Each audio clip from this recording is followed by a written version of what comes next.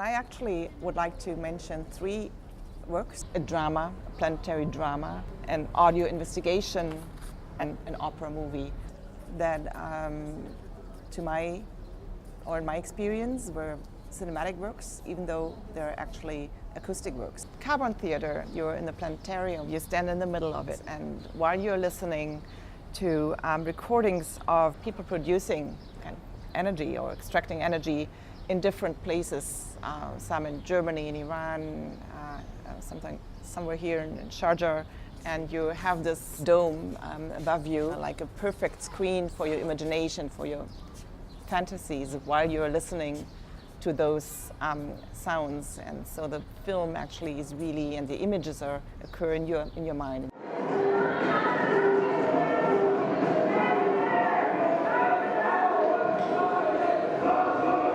After you listen to everything, you can walk outside and then look at this wall painting that is added on the outside wall of the planetarium.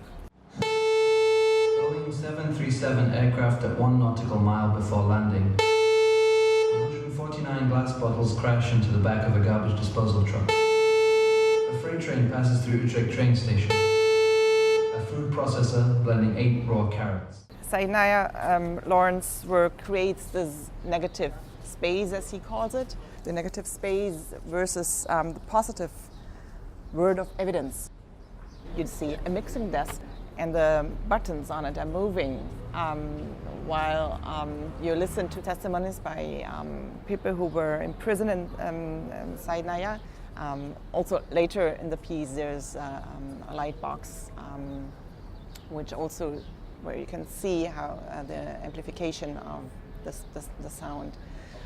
Because the whole idea is about how prisoners who are blindfolded or really spend years in complete darkness, their ability to hear changes completely because every step they hear outside creates their own imaginative world and becomes their way of seeing.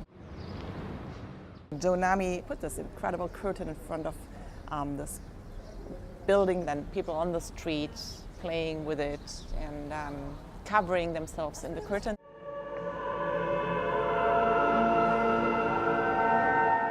The viewer is sitting inside the gallery space and looking through a window, like in a cinema auditorium. So you sit inside in this protected, very safe gallery space on a pillow, and you listen to essays and poems, texts written by other people, other artists. One of them also a sound artist, Malakemi, who I also think does very cinematic sound installations. And you hear also in between like opera music. So it's kind of like playing with this whole idea of the cinematic apparatus. But it was the presence of the body, thrust forward, open, all its longing on display, that eventually moved me away from my singing voice to my writing voice. I preferred to be disembodied, pure voice. For in writing, whatever violence you or the world wreak on your body, age, for example, only serve to sharpen or deepen or enrich it further.